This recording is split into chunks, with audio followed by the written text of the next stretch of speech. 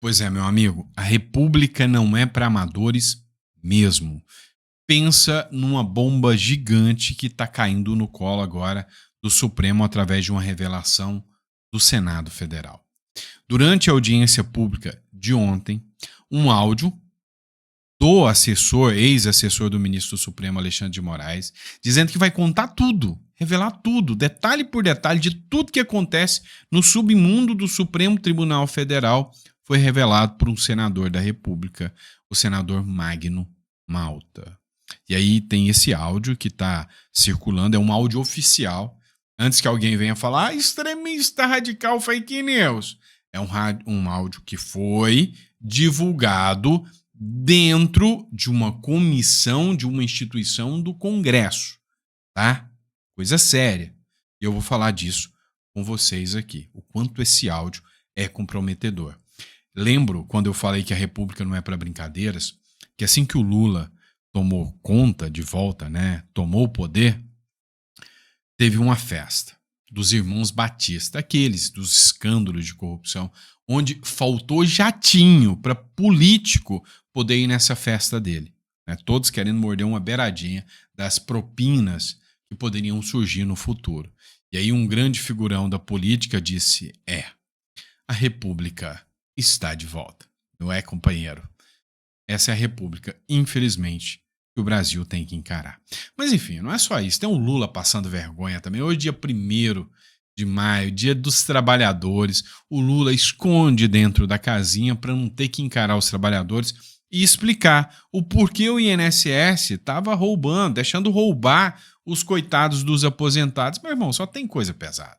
Então vamos analisar tudo isso. Eu vou pedir a você para que se inscreva no canal, curta, compartilha, né?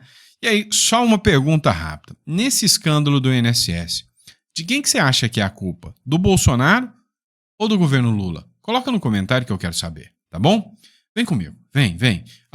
Meta, 2 milhões de seguidores, tá? Então, compartilha para algum amigo aí, fala para ele, inscreva-se no canal aí do Dr. Sandro, que é muito importante. Vem cá, olha a vergonha. Lula evita vexame ao deixar de comparecer a atos do Dia do Trabalho. O presidente participou de eventos nos outros 2 anos do seu terceiro mandato. A ausência é minimizada por aliados em semana crítica para o governo. Ou seja, o governo Lula está passando vergonha. E muita vergonha. O Estadão também tratou disso, né? Lula evita ato público 1 ano após 1º de maio, esvaziado, para evitar o novo constrangimento. Nos bastidores, ministros admitem dificuldade da esquerda em mobilizar multidões e argumentam que não se pode expor o presidente a fiasco como em 2024. Passou vergonha. Mas vê pelo lado positivo, né? Olha o que o Vinícius Carrion escreveu. Tá difícil conseguir uma evidência de popularidade do Lula. Nem nas ruas, nem nas manifestações e agora, nem nas redes sociais. Enfim. Mas e agora? Nem nos eventos públicos do governo não vai ninguém. E aí tem um detalhe. Sabe as entidades sindicais, muitas dessas que estão sendo acusadas, inclusive? Pois é, essas são apoiadoras do governo Lula. E aí, era para o Lula estar juntando ainda mais a sua imagem com as entidades sindicais, coisa que ele sempre fez questão de ter. Para Doc Show foi cirúrgico aqui, né? Lula se esconde no Alvorada e abandona o trabalhador no 1º de maio. O Lula fugiu do 1º de maio para evitar o povo. Sem apoio popular, o presidente preferiu um vídeo gravado no Alvorada em vez das ruas. Prometeu defender o trabalhador, mas entregou silêncio e decepção. E além de tudo, ainda veio com aquela balelinha de escala da jornada 6x1, que a gente sabe que na prática não vai fluir. Não vai fluir. Outra publicação, também do Estadão, parece que a ficha está caindo, né? Alguma surpresa quanto a isso aqui? Há sinais preocupantes de normalização de corrupção, estagnação e bagunça institucional. Peraí, vamos repetir. Quais são os retratos? Qual é o retrato do governo Lula, segundo essa matéria da imprensa? Agora, normalização da corrupção, estagnação, bagunça institucional. Desenhou. Lula acomodou-se ao fato de que seu governo pouco controla em dois sentidos convergentes, o da corrupção e o da ineficiência. Acho que o William Vac errou aqui, tá? Falar que o Lula não tem controle sobre a corrupção, eu acho que ele foi um pouco equivocado. Acho que tem controle. E muito controle, tá? Mas vamos lá. Não para por aí, não. Tem um caso, né, que está gerando um bolor gigantesco dentro do Congresso Nacional. Você lembra o caso Tagliaferro, ou seja, um ex-assessor do ministro Alexandre de Moraes que teve mensagens vazadas e expuseram um grande esquema de perseguição de opositores políticos por parte do Supremo Tribunal Federal. A Folha de São Paulo fez várias denúncias que acabaram em pizza. Mas a grande realidade dos fatos é que esse assunto ainda paira como um fantasma. São vários os fantasmas. Caso Felipe Martins, caso ainda do aeroporto de Roma, que essa ninguém engoliu ainda. Então são vários fantasmas que pairam sobre o Supremo Tribunal Federal, em especial a figura do Supremo, o ministro Alexandre de Moraes. Mas esse do Tagliaferro é emblemático. Ontem teve uma audiência pública. Nessa audiência pública o Tagliaferro não foi, mas se comprometeu a voltar. Os advogados disseram, não, ele vai se comprometer a voltar sim.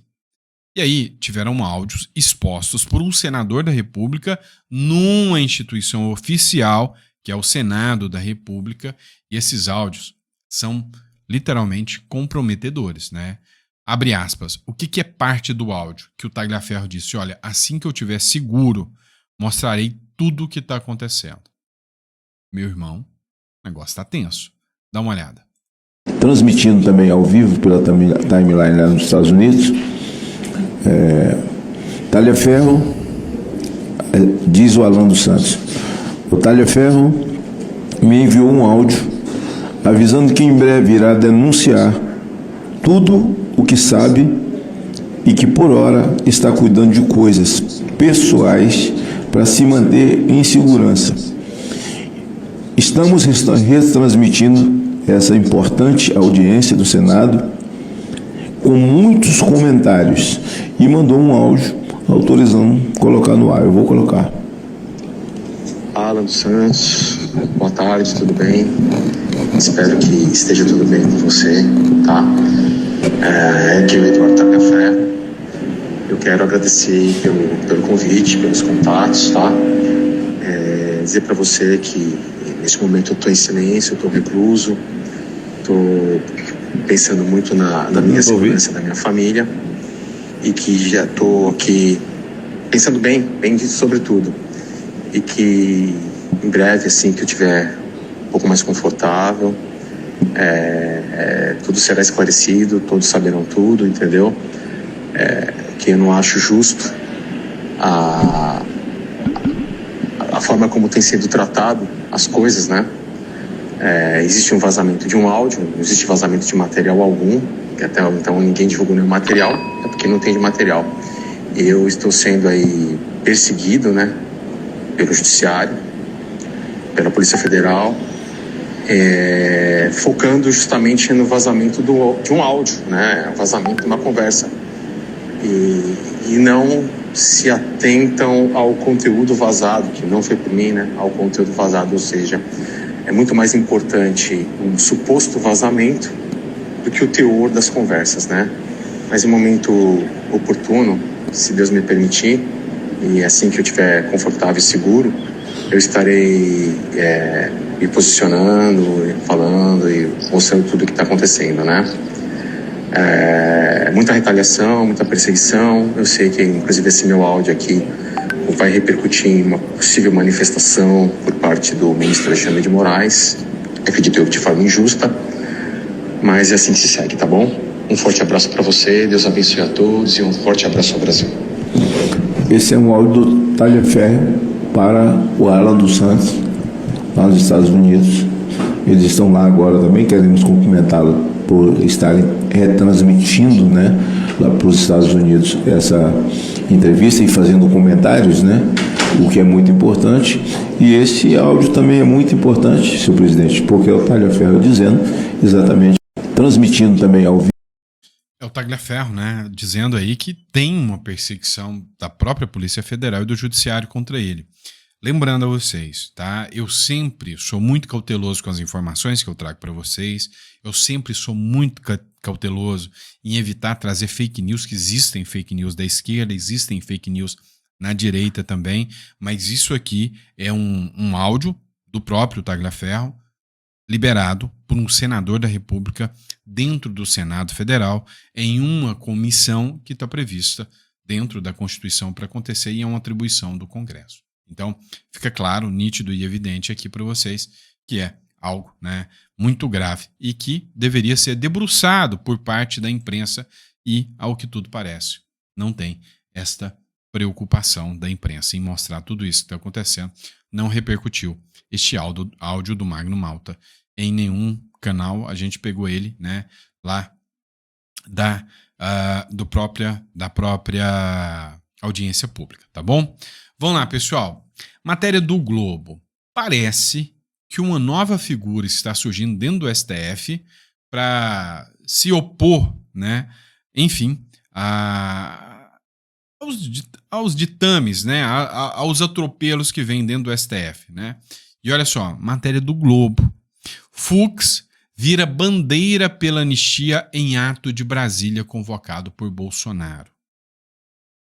Guardião da Constituição. Lembrando que é ministro, juiz de carreira, concursado, tá?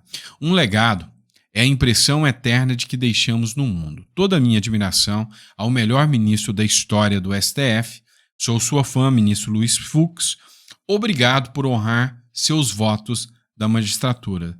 Anistia já. É o que escreveu a Adriana Souza Piauí aqui em relação ao Luiz Fux. A grande realidade dos fatos é que o ministro Luiz Fux, ele realmente, né, ele foi vamos dizer assim, né, um fator indispensável para que a pressão popular, a pressão da imprensa começasse a acontecer sobre os presos do 8 de janeiro.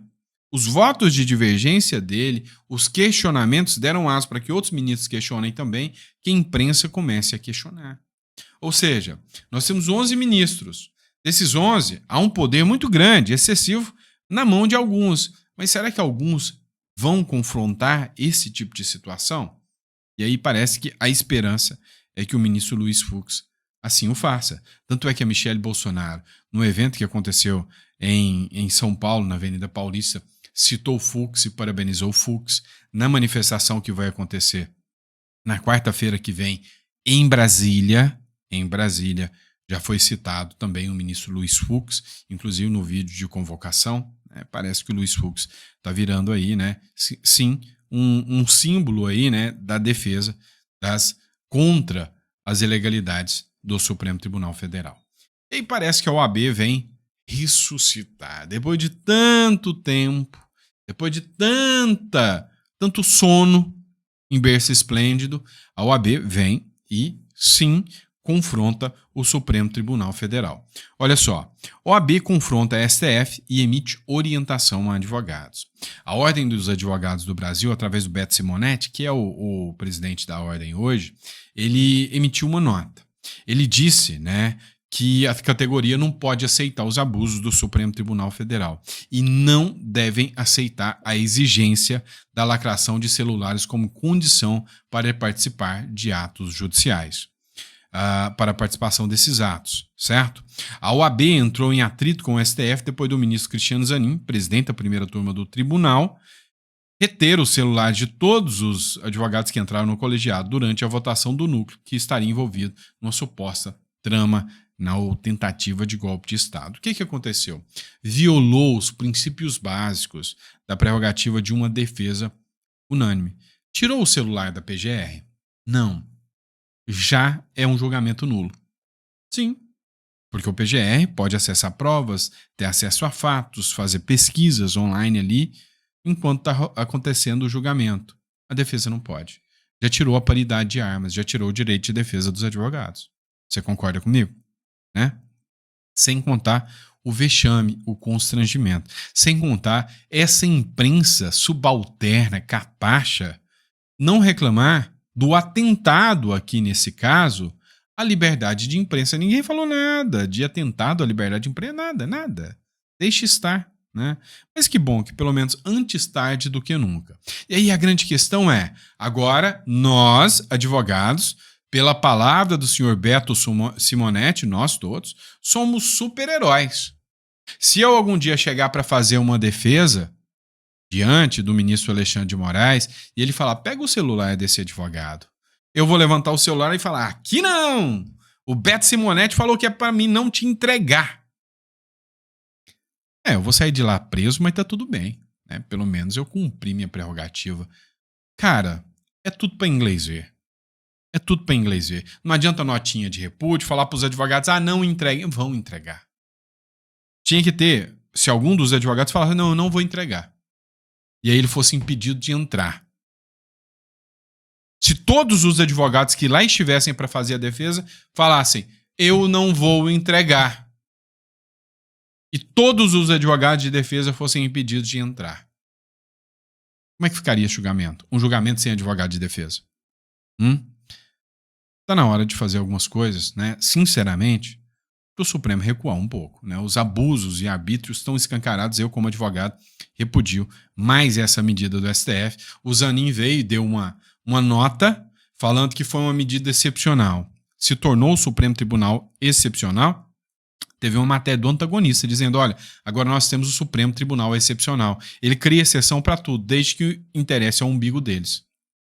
O Zanin foi o advogado que batalhou e lutou para que o Lula tivesse todos os direitos dos advogados previstos perante os tribunais. Agora que é juiz, cria situação excepcional. Por quê? Porque o criminoso agora é o bozo na visão deles. Patifaria, vergonha, faça-me o favor, né? Faça-me o favor. E aí vem o Deltan Dallagnol. O Deltan Dallagnol escreveu o seguinte, palavras duras do Deltan. Como o STF traiu o Brasil, os ministros se tornaram políticos de toga. E olha só, eu vou colocar um trecho aqui do vídeo aqui, onde o Deltan Dallagnol fala, né, do quanto está se extrapolando os limites do judiciário aqui na Brazuela. Dá uma olhada. Olha, eles são políticos de toga. E você precisa entender como que os ministros do STF foram muito além do ativismo político e traíram o Brasil. E primeiro, o jantar no apartamento do ministro Alexandre de Moraes em Brasília, com os presidentes do Senado, Davi Alcolumbre, da Câmara, Hugo Mota, e o vice-presidente da República, Geraldo Alckmin, além de ministros do STF, membros da PGR, Procuradoria-Geral da República, da Polícia Federal, além de ministros do STJ e outras autoridades dos três poderes, sendo que foi depois desse jantar que Hugo Mota deixou de defender a anistia como uma prioridade, o que coincidiu também com a divulgação da investigação em que um delator acusaria Mota de desvios. Mas é claro que tudo isso acontecer junto é só uma coincidência. Em segundo lugar, a Gazeta relembra as críticas de ministros do STF à ministra de Relações Institucionais de Lula, Gleisi Hoffmann, depois que ela deu sinais de abertura em relação à discussão sobre a anistia no Congresso Nacional. E aí as críticas do STF fizeram ela voltar atrás, depois do verdadeiro puxão de orelha público que os ministros do STF deram para Gleisi na imprensa. Em terceiro lugar, a Gazeta nos lembra os recados sucessivos que os ministros do STF têm dado aos seus porta-vozes ali na imprensa, de que se a anistia for aprovada no Congresso, eles vão derrubá-la e considerá-la inconstitucional, apesar de a anistia ser uma prerrogativa exclusiva do Congresso Nacional. Em quarto lugar, a gente ainda tem as frequentes manifestações de ministros do STF na imprensa de que Bolsonaro e outros réus do caso do golpe já estariam condenados e serão presos ainda neste ano, mesmo com o julgamento ainda em curso, em andamento, ou até mesmo eles falaram isso antes de ter começado o julgamento. E esses são apenas 4 episódios, mas eu poderia passar o dia falando aqui de inúmeros outros. Hoje os ministros, eles não se satisfazem mais com os superpoderes que eles têm, não. Eles passaram a criar outros, ainda maiores, e que não estão previstos nem na Constituição, nem na lei, e nem em lugar nenhum que autorize essa transferência de poder. E é aqui que está o pulo do gato, aqui que está a grande traição do STF, quando não há autorização da Constituição por STF exercer um poder, que é um poder do povo, e ainda assim, sem autorização, o STF vai lá e exerce esse poder, ele está usurpando o poder. Ele se transforma num usurpador.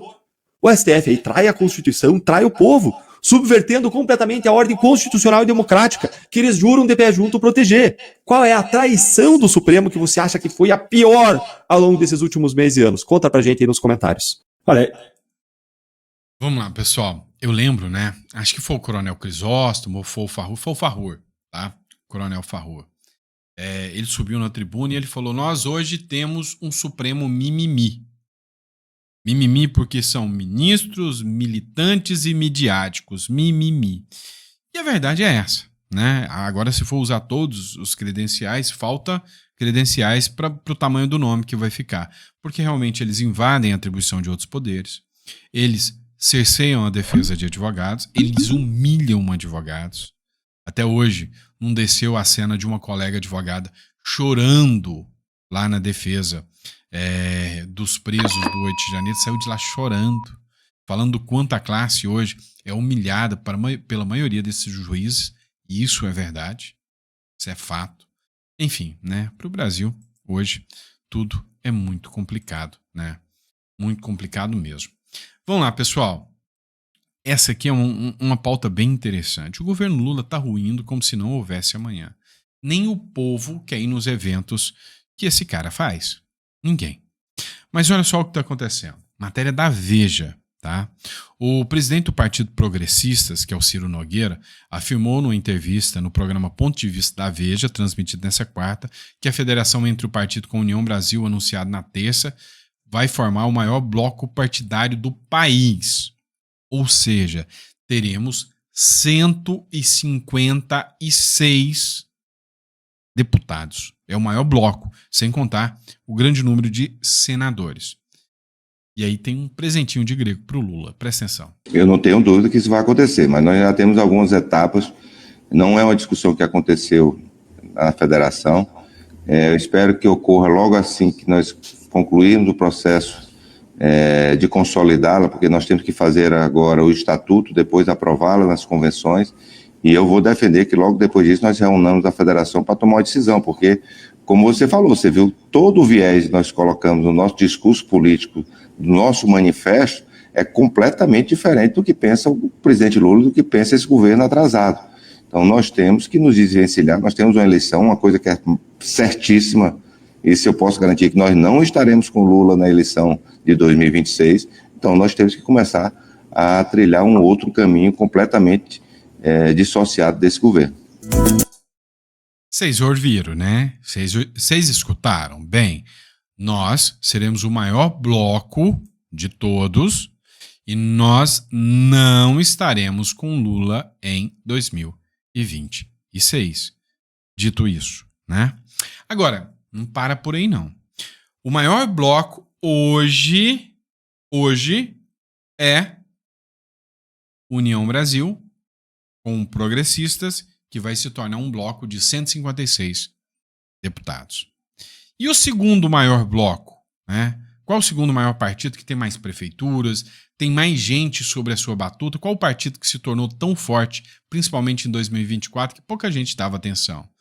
Um tal de PSD, do Gilberto Kassab. E será que o PSD do Gilberto Kassab vai estar junto com Lula em 2026? Não, mas não mesmo. Eles não são burros. Centro-direita se uniria por Tarcísio na disputa pela presidência em 2026, diz Kassab. O presidente nacional do PSD, Gilberto Kassab, afirmou nesta terça-feira que a centro-direita não lançará outro candidato à presidência da República caso o governador de São Paulo, Tarcísio de Freitas, do Republicanos, decida disputar o Planalto em 2026. O secretário de governo de São Paulo, Kassab, ponderou que o governador não deve se candidatar. Abre aspas. Se Tarcísio for o candidato, acho que não deverá ser, mas se ele for candidato, a centro-direita não lança nenhum outro candidato. Ronaldo Caiado não sai, Ratinho Júnior não sai, Romeu Zema não sai.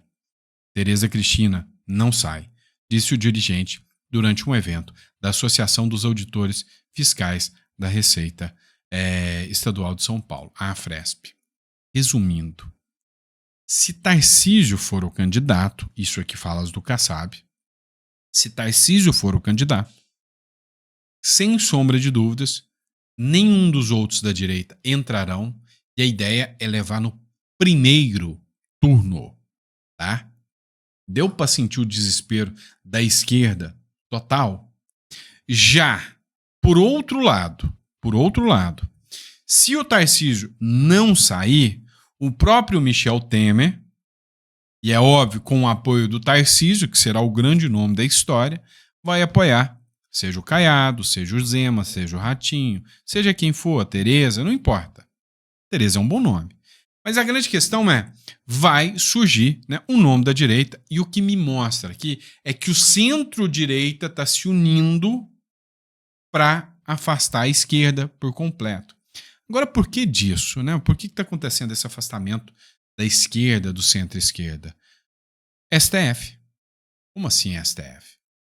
É fato público e notório que o Congresso Nacional está incomodado com o STF. O Kassab, esse carinha aqui, ó, da foto, o Kassab, esse menininho aqui, esse rapazinho aqui, teve um processo retirado lá da catacumba da profundeza, lá do TSE que já estava arquivado, colocar na mão do Moraes e falou, se você não votar como eu quero, eu te pego. Você acha que ele tá feliz com isso? Ah, mas não tá? Mesmo. Então você acha que, o Tarcísio é o candidato do Centrão, é o candidato aí é o candidato do sistema. Mas você acha mesmo que no fundinho não vai dar uma baixada no facho do STF se o presidente não for mais o Lula, né, mentecapto que tá lá, né, refém do STF? Para, né? Então, com Tarcísio, sem Tarcísio, com Caiado, com Zema ou, quem sabe, até com o próprio Bolsonaro, a vida do STF não vai ser tão fácil quanto agora. Ele tá com o Lula, não tenho dúvida sobre isso. Bom? E é isso, pessoal. Obrigado, fiquem com Deus. Eu vejo vocês no próximo editorial, tá? Daqui a pouquinho a gente tá de volta, às 7 horas da noite, com mais conteúdo para vocês. Eu vejo lá.